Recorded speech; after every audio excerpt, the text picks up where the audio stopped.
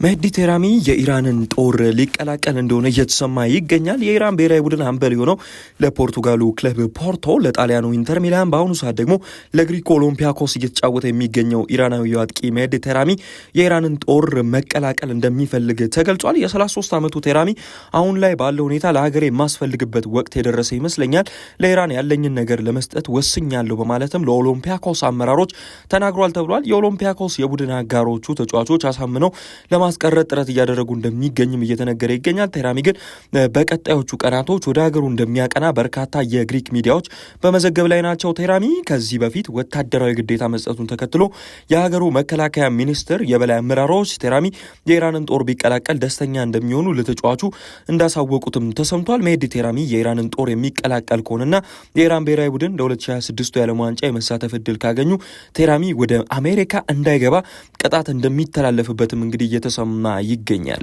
ትናንትና ምሽት በስፓኒሽ ላሊጋ ተጠባቂ የጨዋታ መርሃ ግብር እንግዲህ በ26ኛ ሳምንት በሊጉ የደረጃ ሰንጠረዥ ሁለተኛ ላይ ተቀምጦ የሚገኘው ሪያል ማድሪድ ሄታፌን እንግዲህ በሳንቲያጎ ቤርናቢዮ መግጠም ችሎ ነበረ።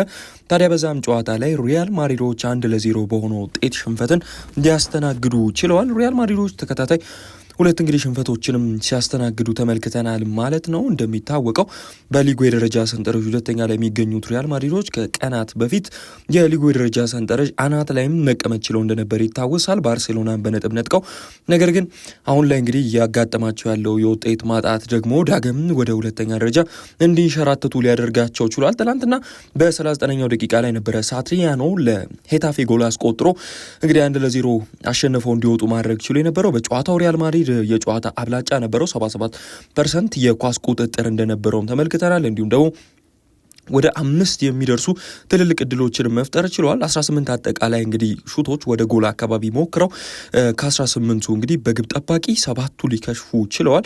እንዲሁም ደግሞ እጅግ በጣም ድንቅ እንቅስቃሴ ቢያስመለክቱ ቪኒሲየስ ጁኒየር የመጀመሪያ 45 ላይ ክፍት የጨዋታ እንግዲህ ኳስ አግኝቶ ሳይጠቀምበት ቢቀርም ሪያል ማድሪዶች እንግዲህ ምንም ነጥብ ሳያገኙ ሊወጡ ተገደዋል ማለት ነው። በጨዋታው ሪያል ማድሪዶች 675 የኳስ ቅብብሎችንም ማድረግ የቻሉበት እጅግ በጣም ከፍተኛ ቁጥር ያስመዘገቡበት ጨዋታ እንደነበረ ትላንትና ለመመልከት ተችሏል። ሪያል ማድሪድ በጨዋታ ደረጃ እጅግ በጣም ድንቅ የኳስ ቁጥጥር፣ የተለያዩ አብላጫዎች ቢኖረውም ነገር ግን በጨዋታው ምንም አይነት ሳይጠቀሙበት ወጥተዋል ማለት ነው። ፍራንኮ ማስታንቷኖ በቀይ ካርድ ከጨዋታ የወጣበትን ሂደት ትላንትና ምሽት ልንመለከት ችለናል። እንዲሁም ደግሞ አድሪያን ሊሶ በሄታፌ በኩል በቀይ ካርድ ወጥቷል። ሆዜ ቦርዶላስ እንግዲህ እንደሚታወቀው በሄታፌ ቤት ጎል ካስቆጠረ በኋላ እጅግ በጣም ጥልቅ በሆነ መከላከል አዘውትሮ የሚጫወት ሰው ነው። ትላንትና በጨዋታው ያንን ነበር ማስመልከት የቻለው። ታዲያ ያንንም ተከትሎ ሪያል ማድሪዶች ከባርሴሎና ጋር ያላቸው የነጥብ ልዩነት ወደ 4 ሊሰፋ ችሏል።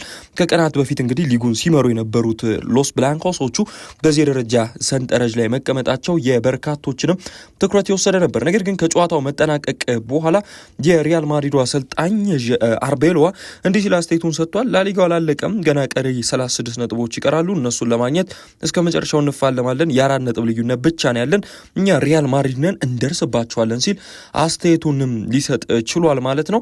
እንደሚታወቀው ሪያል ማድሪዶች በተደጋጋሚ ነጥቦችን እያገኙ የሚያጡበት ሂደት በዘንድሮ የውድድር ዓመት ሲፈጠር ነበር። ነገር ግን አርቤሎዋ ከመጣ በኋላ የውጤት መሻሻሎች በደንብ ይታዩ ነበረ። በተለይ በላሊጋው ያለመሸነፍ እጅግ በጣም ረዥም ጉዞ አድርገው ነበረ፣ ተከታታይ ማለት ነው።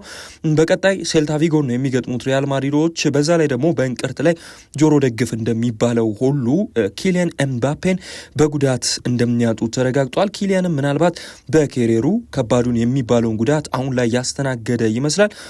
ወደ ፈረንሳይ አቅንቶ እንግዲህ በግል በሪያል ማድሪድ ዶክተሮች ደስተኛ አይደለም እየተባለ የሚገኘው ኪሊያን ኤምባፔ ወደ ፈረንሳይ አቅንቶ እንደ ማርካ ዘገባ ሕክምና እንዳደረገ ተስተውሏል ማለት ነው። በሕክምናው መሰረት ኪሊያን የጉልበት ጉዳት እንዳጋጠመው ተረጋግጧል። ይህንንም ተከትሎ የሚቀጥሉት ቀናቶች ላይ ኪሊያን ኤምባፔ የሰርጀሪ ሊያደርግ እንደሚችል መረጃዎች እያሳዩ ነው። ወይንም ደግሞ የጉልበት ጉዳቱን ቀስ እያሉ በአንዳንድ ትሪትመንቶች ሊያሻሽሉለት እንደሚችል እየተገመተ ነው።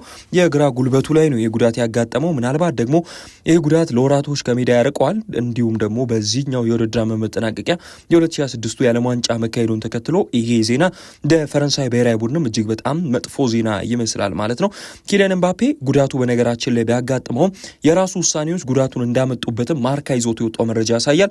እንደሚታወቀው ኪሊያን በሪያል ማድሪድ ቤት ውስጥ ያሉትን ትልልቅ ጨዋታዎችን መጫወት ይፈልግ ነበር። ይህንንም ተከትሎ ራሱ ላይ ጫና አድርጎ እንደመጣ መረጃዎች ያሳያሉ። እንደ ሪያል ማድሪድ ገለጻ ግን የችግሩ ዋና መንስኤ ራሱ ኪሊያን ኤምባፔ እንደሆነ ከዛው ከስፔን የሚወጡ መረጃዎች እንዳልኳችሁ ያሳያል። ይህንንም ተከትሎ ኪሊያን የሚቀጥሉትን ወራቶች ምናልባት ሰርጀሪ የሚያደርግ ከሆነ ለረጅም ጊዜ ከሜዳ ሊርቅ እንደሚችል ይጠበቃል።